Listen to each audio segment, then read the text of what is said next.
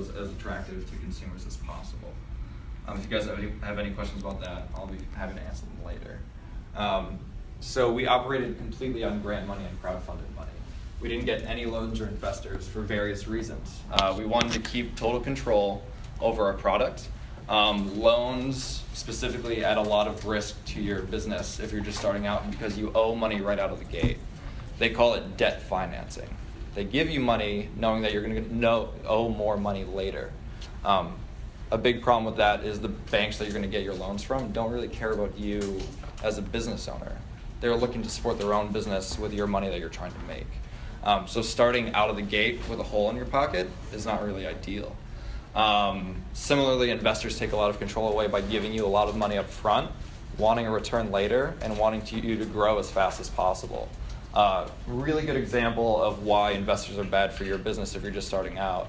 I recently lost my day job working at Zoomer. It was a startup company that was down in the Navy Yard in South Philadelphia. They received just over $300 million in funding over the 2 years that they were in business. That's a ton of money. They didn't need that much money, nearly. They were pressured to grow really fast, which is great. If you get really big, that's awesome. But they crumbled because they couldn't develop their management strategy and logistics strategies quickly enough. So all of that money kind of screwed them in the end. They had to sell their business. There was a lawsuit filed against them because of some poor business decisions. And a lot of people lost out on a lot of money because the investors couldn't get any money back. So just to reiterate, Tom and I didn't go for loans because we didn't want to owe any banks any money before we were making money. And we didn't go to any investors because we wanted to retain control. Investors will give you money for a percentage of your company and give you a lot of feedback on what they want you to do. So they're not looking to help you, they're just looking to get money back. So Tom and I focused on a new idea that was introduced in 2011 called the Lean Startup. You guys may have heard about this already. It was a book that was published in 2011 by an author who believed that startup businesses don't really benefit from established business practices like market research. Startup businesses don't have a fixed cash flow. They don't really know how to make money yet or are still working on how to perfect that. They don't have a set business plan like bigger companies do. So he recommends that you focus on something called the minimum viable product, which is essentially the smallest thing that you can produce that's relevant to your product or service that you can show to consumers to get feedback and iterate upon. So for Tom and myself, it was the game. We wanted to be game producers. So we made one game, brought it to game conventions, and showed it to people to get as much feedback as possible. If you guys are into making music, for instance, you would want to make a few songs to make a demo to show around to people to get feedback on, stuff like that. We operated on grants and crowdfunding money to seed the business. So again, the MVP, it's the least costly thing that you can make that you can start learning with. Like I said, I made a game that I took to people to show off, and we iterated on it dozens of times within the first year. Neil mentioned that the Corso Center gave me some money. We took that money to make that first iteration of the game, to go to different game conventions around the East Coast, and talk to as many people as possible to make as many changes as possible within a year. It's a hell of a lot of work, but it's really, really awesome. You guys are able to focus on one thing and make it as awesome as possible, as quickly as possible. One student mentioned that she's getting into video production. She mentioned that there's a ton of stuff that she can do well. I think that she would benefit a lot from picking one thing, perfecting it, and then basing the business around that. Grants are amazing. If you guys are able to find grants, they require no return from the grantees. There's a small investment on your part to apply to the grants and maybe to present for the grants. My partner and I had to present 2 or 3 times to get the incubator grant. But they were half-hour presentations, not too heavy. Whereas with investors, you'd have to make multiple meetings. You probably have to travel to the investors to meet with them. They could be very long, huge time investment. And grantors will not take control from you. They give you the money because they believe in what you're doing and may even help you make it better. For instance, Neil and Todd, his assistant, after I got the incubator grant, they worked with us for that entire first year. to make sure that we were making good decisions, kind of guide us along our path, to see what we were doing, how we can do it better. Really, there's no bad side to grants. If you get the money, it's yours to do whatever you want with. Grantors don't want any control of your business. They might even be helpful. And then crowdfunding is a little bit more wishy-washy. Tom and I did Kickstarter. Kickstarter is an all or nothing platform. So you upload your project to a Kickstarter page, which is just like a profile page on social media, telling people what your project is, why you need the money, and what you're going to do with the money.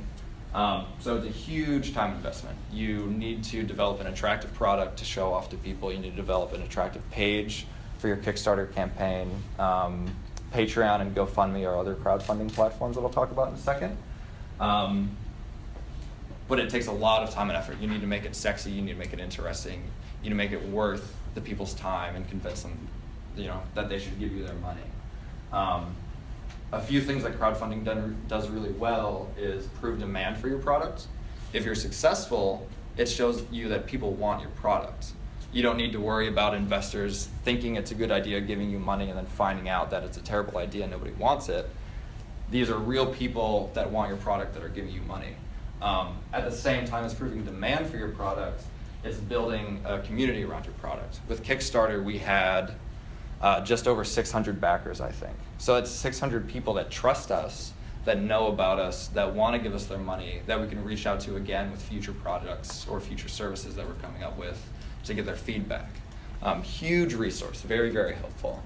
And you also set the dollar amount. So we needed $20,000 to produce our first game. So we said, Kickstarter, we're going to go to you, set the goal at $20,000, show people what we're offering, and see if you're interested. We overfunded. We ended up getting funded $27,000 on Kickstarter. So more people gave us more money than we needed because they were like, hell yes, give us this game, we want to play it. So right out of the gate, we had the money that we needed, we knew people wanted it, and we had this community that we can draw from for future projects. Huge resource. You're not going to get that from loans or investors. You're just going to get money and some control taken away from you. The risk involved in crowdfunding is you might not get the money that you need. Your crowdfunding project could fail. Like I said earlier, Kickstarter is an all or nothing platform. We set it at $20,000. If we didn't get to that $20,000, we wouldn't get anything at all. It would just go back to the people that were pledging their money. I think GoFundMe is you get whatever is pledged. So say Tom and I went to GoFundMe, set the goal at $20,000 and had the same exact page for our campaign, but only made $10,000. We would get that $10,000, but we wouldn't really be able to do anything with it because we needed $20,000. So the issue with other platforms that aren't all or nothing, you might get some money, but if it's not what you need, you can't do anything with it, so you can't deliver on anything. So that's also compromising the trust of the people pledging to you. I would highly recommend Kickstarter if you guys are interested in going the crowdfunding route. GoFundMe is a little iffy because of that very same reason.